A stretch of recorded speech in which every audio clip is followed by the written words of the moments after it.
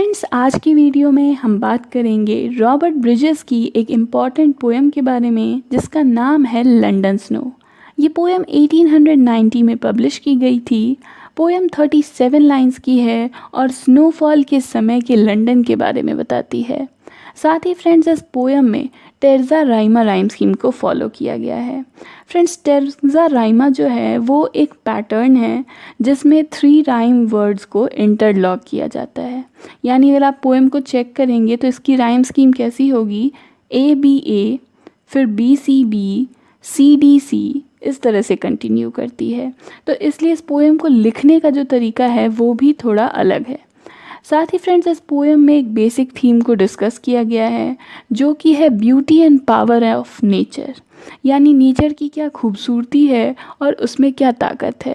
एक जो scenery change हो जाती है स्नोफॉल के बाद, जो उससे पहले का समय था जब बहुत ज़्यादा ब्राउन था शहर, ग्रीनरी थी, और बर्फ़ पड़ने के बाद जब सब कुछ वाइट हो चुका है, तो ये दिखाता है कि नेचर कितना खूबसूरत है और साथ ही नेचर में कितनी ताकत है कि वो बिल्कुल ही एक जगह को बदल देता है।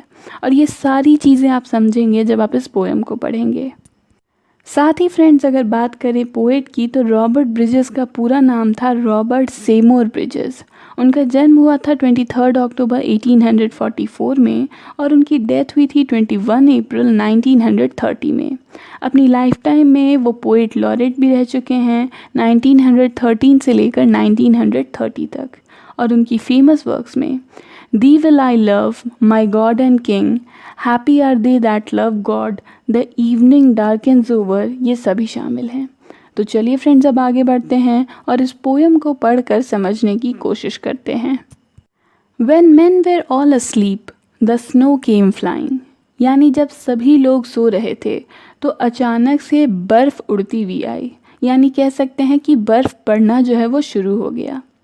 In large white flakes falling on the city brown, और जो बर्फ़ के टुकड़े थे, सफ़ेद टुकड़े जो काफ़ी लार्ज थे, बड़े थे, वो क्या कर रहे थे उस ब्राउन शहर पर। यहाँ ये ब्राउन शहर कौन है, तो लंदन पर धीरे धीरे पड़ने लगे। Sleethily and perpetually settling and loosely lying, यानी छुप के। स्लीदलिंग का मतलब होता है छुप के या थोड़ा कह सकते हैं शातिर होकर, और परपेचुअली यानी लगातार। यहाँ क्या हुआ, ये बर्फ़ जो थी वो धीरे धीरे ज़मीन पर सेट होने लगी। यहाँ स्लीदली का वर्ड इसलिए यूज़ किया गया है क्योंकि रात का समय है, सभी लोग सो रहे हैं और किसी को पता नहीं चलेगा कि बर्फ़ पड़ रही है। Hushing the latest traffic of the drowsy town. Friends, drowsy का मतलब होता है नींद में होना। तो चूंकि रात का समय है, पूरा शहर सो रहा है, तो ये जो ड्राउजी टाउन में जो थोड़ी बहुत ट्रैफिक थी, कुछ लोग जो गाड़ियों में बाहर निकले थे, उन्हें भी इस बर्फ़ ने रोक दिया। क्यों? क्योंकि बर्फ़ पड़ने लगी तो अब गाड़ी चलाना मुश्किल हो जाएगा। डेडनिंग, मफलिंग, स्टिफलिंग, इट्स मरमर्स फेलिंग, ये तीनों ही जो वर्ड हैं, डेडलिंग, मफलिंग, स्टिफलिंग, ये तीनों चुप करने के लिए या बंद करने के लिए यूज़ किए जा रहे हैं। किसको? तो जो मरमर्स थे, यानी जो थोड़ी बहुत लोगों की बात करने की आवाज़ें थी, थोड़ी बहुत मूवमेंट्स की आवाज़ें थी, वो भी क्या हो गई, बंद हो गई। Lazily and incessantly floating down and down, धीरे धीरे और लगातार ये जो बर्फ़ थी ये धीरे धीरे नीचे पड़ती चली गई। Silently shifting and veiling road, roof and railing, यानी धीरे धीरे ये पड़ती रही और इसने क्या किया, वेलिंग यानी ढक दिया। किसे?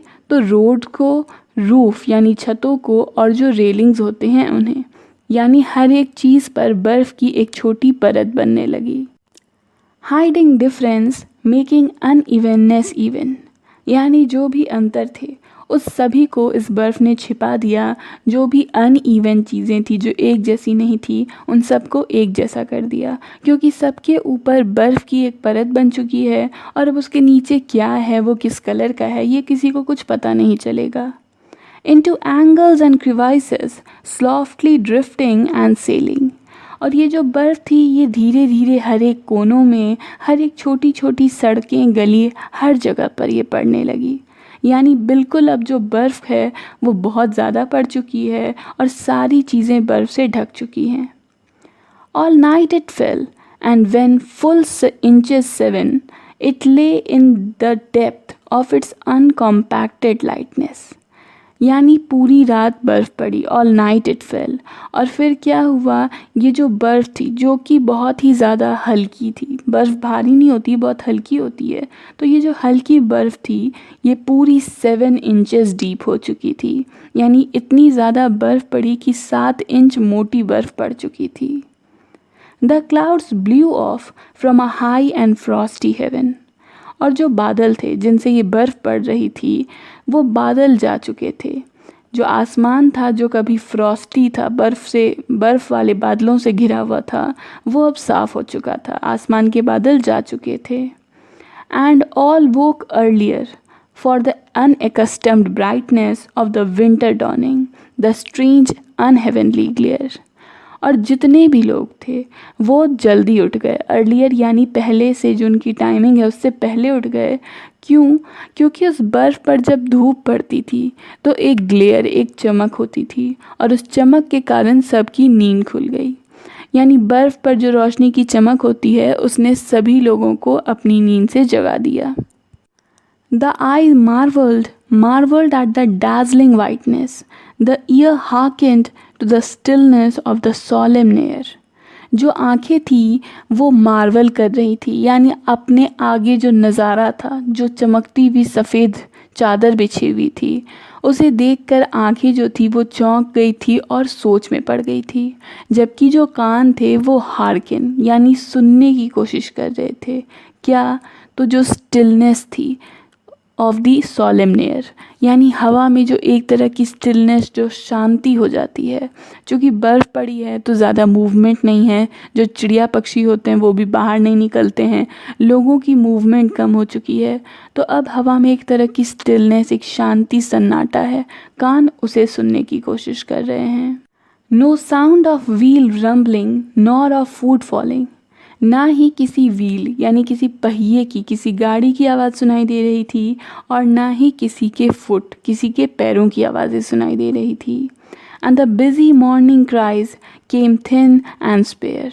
और जो सुबह के समय जो लोगों की जल्दबाजी रहती है, लोगों की आवाज़ें सुनाई देती हैं, वो भी बहुत कम थी और बहुत ही मुश्किल से सुनाई दे रही थी। यानी बर्फ़ पड़ने का ऐसा एक असर हो चुका था वहाँ पर लोगों में। Then boys I heard as they went to school calling। और फिर मुझे आवाज़ सुनाई दी उन लड़कों की जो क्या कर रहे थे, अपने स्कूल को जा रहे थे लेकिन साथ ही शोर मचा रहे थे। They gathered up the crystal manna to freeze their tongues with tasting, their hands with snowballing। और उन लड़कों ने क्या किया, तो जो क्रिस्टल मैना यानी बर्फ़ जो है उसके बॉल्स बनाए, और उन्हें क्या किया, उन्हें टेस्ट करने की कोशिश की, अपने जीभ पर रखा, जो कि क्या हुई, जम गई, फ्रीज़ यानी जम गई। और साथ ही उनके हाथ, चूँकि अब उन्होंने स्नो बॉलिंग करनी थी, बर्फ़ के बॉल बनाकर खेलना था, तो उस बर्फ़ की ठंड के कारण उनके हाथ भी जम गए। यानी बर्फ़ को उन्होंने अपनी जीभ में लिया टेस्ट करने के लिए, हाथों में लिया खेलने के लिए, और उस बर्फ़ की ठंड से उनके जीभ और हाथ जो थे ऐसा लग रहा था मानो जम गए हैं। और rioted in a drift, plunging up to the knees। और साथ ही उन्होंने खेलना शुरू कर दिया उस बर्फ़ में जो कि उनकी नीज़ तक थी, यानी उनके घुटनों तक आती थी। छोटे बच्चे थे तो जो बर्फ़ थी उनके घुटनों तक आ रही थी, लेकिन फिर भी वो खुद को इस बर्फ़ में इंजॉय कर रहे थे। और peering up from under the white mossed wonder, oh look at the trees, they cried, oh look at the trees। यानी फिर वो बच्चे क्या किया उन्होंने, वो पेड़ों के पास गए, वो पेड़ जिन पर बर्फ़ पड़े थे, तो पूरी तरह से वो पेड़ के जो पत्ते थे वो बर्फ़ से कवर्ड थे। वाइट मॉस्ड वंडर यहाँ पर पेड़ों के लिए कहा गया है। और उन्हें देखकर वो बच्चे चिल्लाने लगे कि उन पेड़ों को देखो, उन पेड़ों को देखो, कितने सुंदर लग रहे हैं, इस तरह से। With lessened load, a few carts creak and blunder।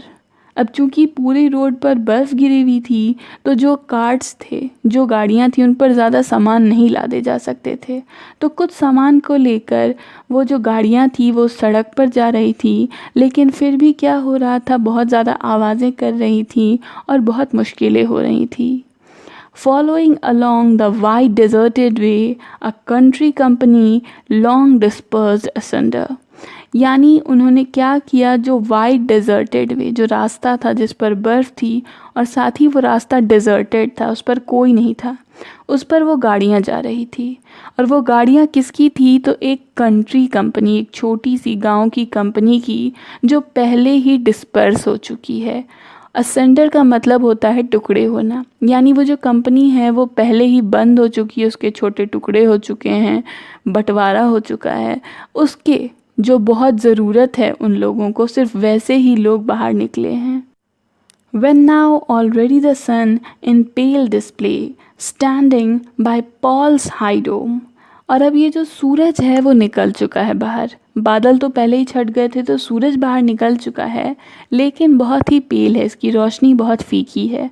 और साथ ही जो सेंट पॉल कैथेड्रल है उसके डोम के पास ये जो सूरज है वो नज़र आ रहा है।